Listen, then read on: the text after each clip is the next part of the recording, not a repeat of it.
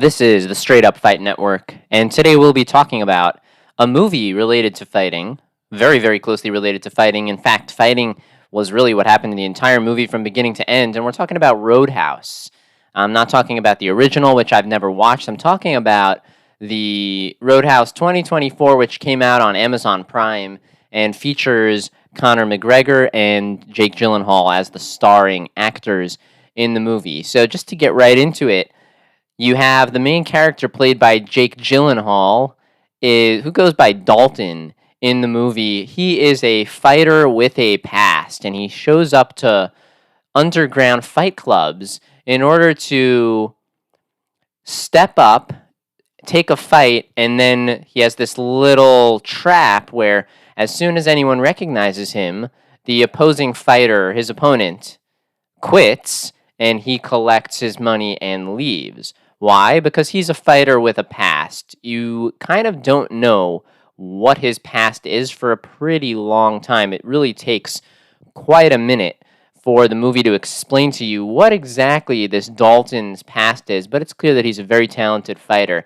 And at the beginning of the movie, he gets an offer to to be a bouncer and an enforcer for a bar which has entertainment and serves drinks. So it really is a standard type deal, but this is in the Keys. It's in the Florida Keys, so it's right on the water. And the Roadhouse has been attracting a very negative crowd. So Dalton, of course, a fearless man, takes the job, doesn't really know what to expect from it. And within about one day at the job, the entire town knows who this guy is, and everyone seems to be approaching him and saying hi as if he's been a fixture of this town for quite some time. And when he questions the bar owner about this and says, hey, like, how does everybody know who I am? She just replies that this is the Keys. And the Keys, the entire movie, just gives you a really creepy, weirdo vibe. And you're just like, what is so special about the Keys? That was really my prevailing thought throughout the entire movie from beginning to end, is like, why would anyone want to live here? This seems like a terrible, terrible place to live. Not to mention, the woman who owns the Roadhouse, her name is Frankie. She is just getting these people are coming in every single night, and they're terrorizing her crowd at the bar. So she has people coming in for an innocent time to enjoy some tunes and some drinks, and they seem to always have really wholesome entertainment, really Christian vibes, and just nice country style, and not exactly the type of people who want to be roughed up with. But then they seem to be getting these hooligans. They keep coming by and they keep on disrupting the peace and just like taking the drinking glasses and smashing them and breaking the pool cues and breaking the tables and the chairs and doing really anything that you can in order to disrupt the peace and make this bar owner reconsider having a bar to begin with. And Dalton is sitting there and he's trying to put the pieces together and he's going, what is so special about this Roadhouse? Why is it being targeted for these kinds of attacks? So Dalton has a couple of mini bosses that he has to kind of fight. He has really the first main boss is a guy who tries to run him over as he's walking home from work. Dalton sleeps in a boat. So he literally just has like this makeshift little boat area that he sleeps in at night. Doesn't have a real house or a real place to stay, but the bar owner is gracious enough to let him sleep in this little boat. So one night they try to run him over, they narrowly miss him, and they try to back up and get him, but Dalton somehow manages to escape. And then later on he ends up sort of knocking this assailant into the water, where a crocodile is about to eat him, and then Dalton, of course, tries to go back and save him because he seems like a peaceful guy. He breaks people's arms and then drives them to the hospital. So he's he's trying to restore the peace, but then he's not looking to just destroy people. He actually kind of just wants to prove a point, do his job, and then he's fine driving the assailants to the hospital and recommending that they seek medical attention and getting them doctors.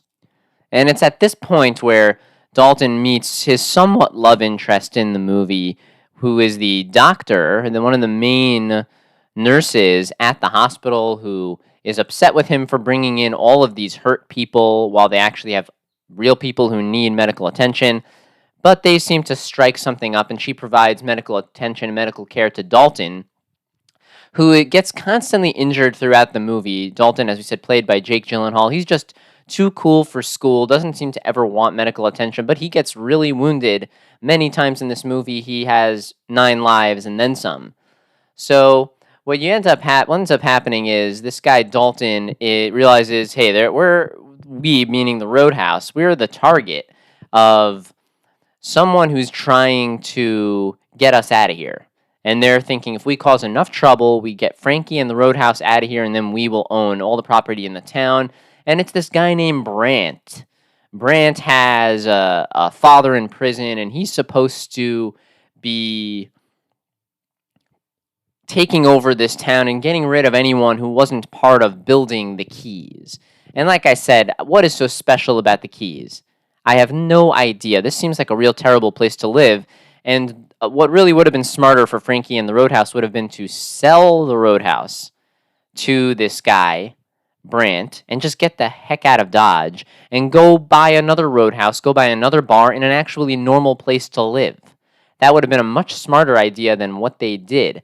But anyway, you keep getting these crazy fight sequences and near-death experiences for Dalton. He befriends a young girl at a bookstore with her dad, who seem to be like the good people in the movie, the people who, for some reason, Dalton takes to, and he says these are nice people just making an honest living, and he takes to protecting them in a way as well. So Dalton is protecting the bar very, very, very well, but you know that there's a build-up coming, and the build-up comes in the form of Connor McGregor. McGregor is playing a character named Knox, a very cool guy. In his first scene, he doesn't have any clothes, and he basically goes and steals whatever he wants from whoever he wants and then lights the place on fire.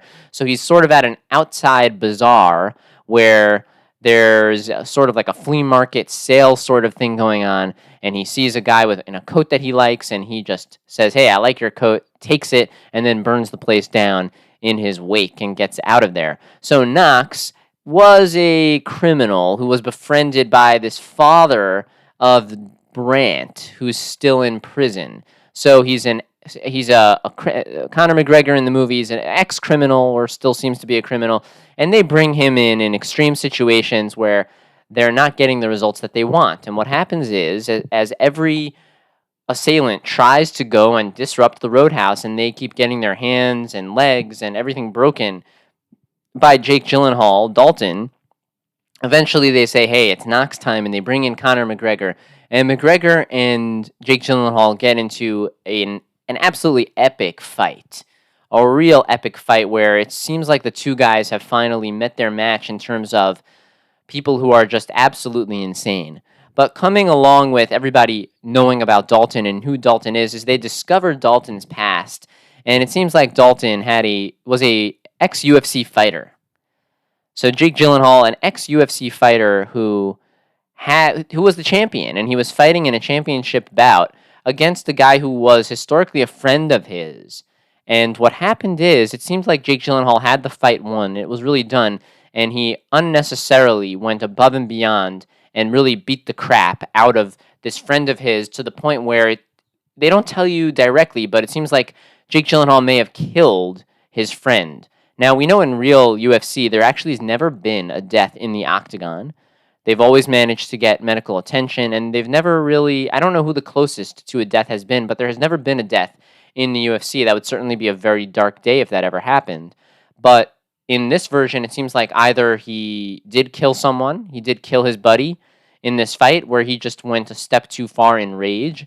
And the whole point of the movie is that you keep on having him going, well, hey, when I get started, I don't know when to stop. And that seems to be true regarding this Roadhouse, where it seems like all signs point to sell the Roadhouse, get out of the keys. This is just a bad place to live. It's infested with criminals, and it's not a good place to have a business, and it's not a good place to live a peaceful life. But Jake Gyllenhaal does not know when to stop, and once he's in, he's in. So Conor McGregor and him have an epic fight. McGregor in this movie is a big fan of the headbutt, which he seems to always get the better end of. And in this fight, the first phase is won by Connor McGregor. He really, really badly hurts Jake Gyllenhaal. He's hurt to the point where he needs serious medical attention.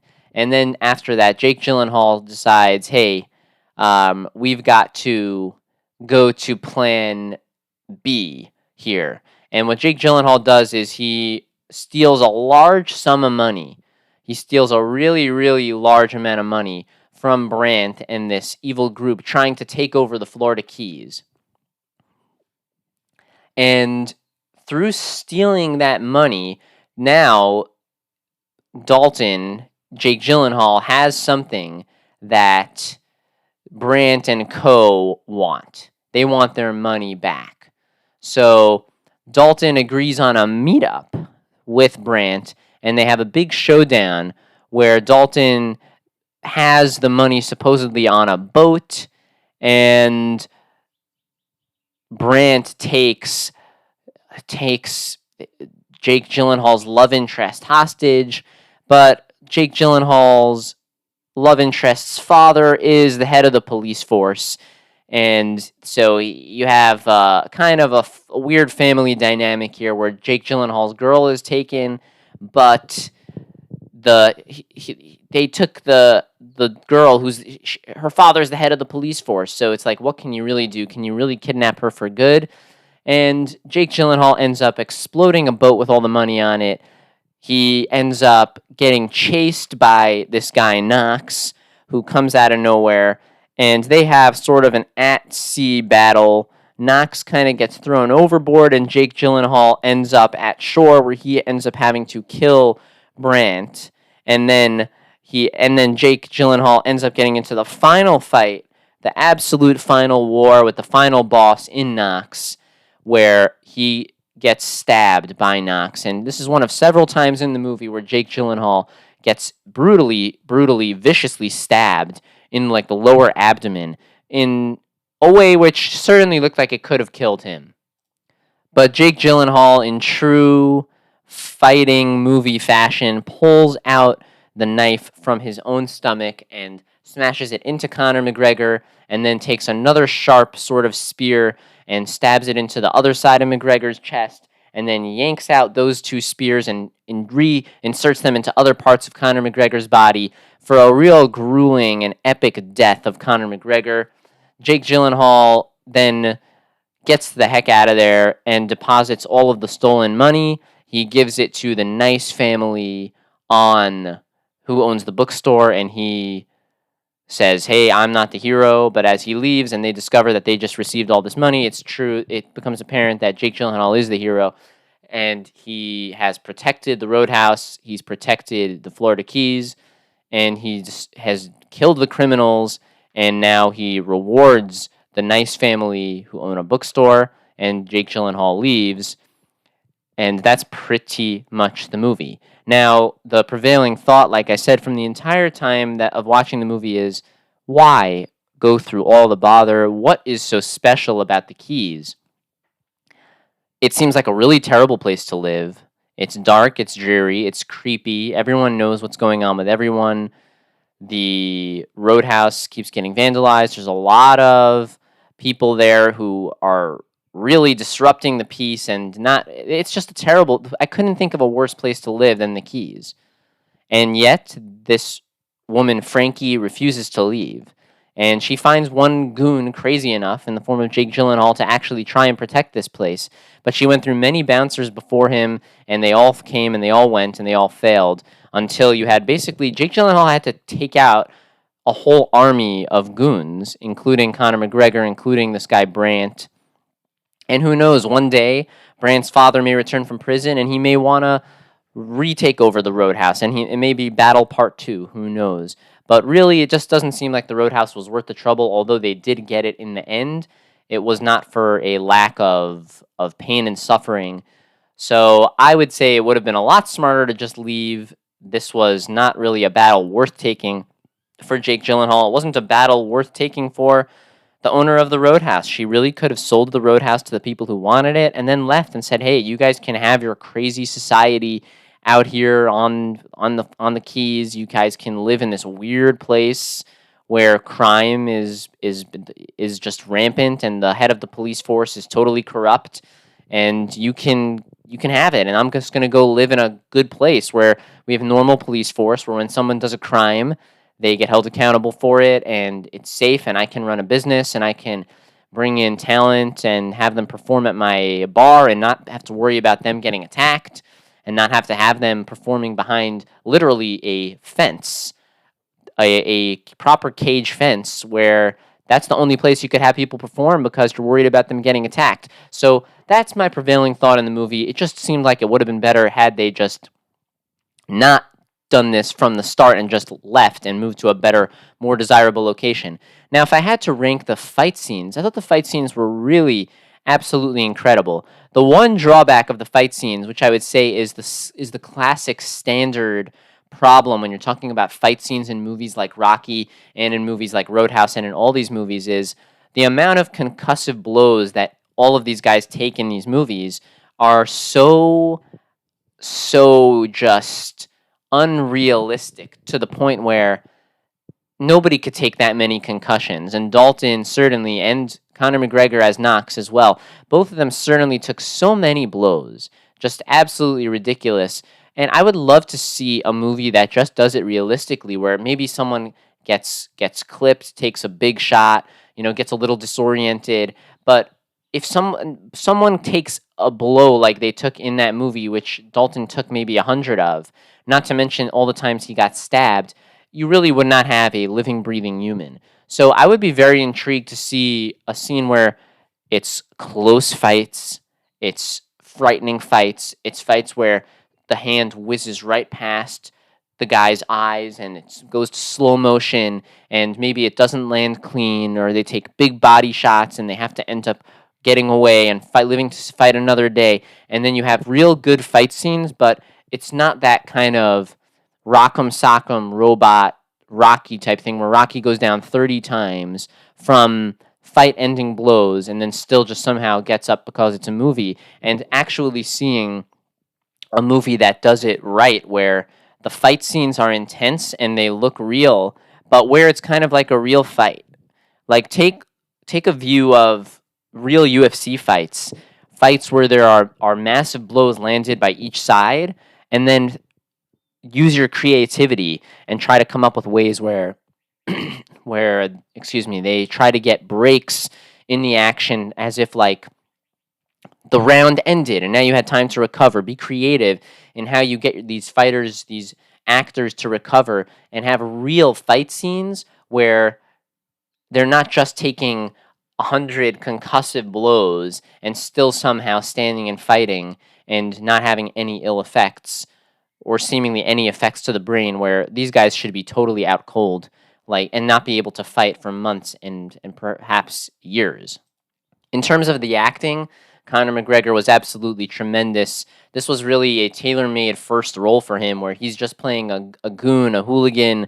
He was able to use his authentic accent. He's able to be himself and just be perfectly cast. I would give him a 9 out of 10 in terms of his acting. The only reason I wouldn't give him higher is because he didn't really have the opportunity to show a sad side of himself. It was more of a one-dimensional character, where Jake Gyllenhaal kind of is a pained character. You got to see a little bit more from him, but granted, Jake Gyllenhaal is the famous actor. He's the guy who he's a more experienced actor, and you got to see more sides, although he really was just this calm, cool, collected, too cool for school, always has a quip, never just fights and leaves. He always has a couple of good lines on the way out, showing like, I'm way cooler than you, and really in a way that nobody would ever do in real life, but in a movie it made for some very entertaining show. Now, I would give this movie a basic 6.5 or a 7 out of 10. The fighting was good. It was a little over the top. Jake Gyllenhaal probably should have died several times throughout the movie, but as a whole, the plot was okay. Everything about the movie was okay.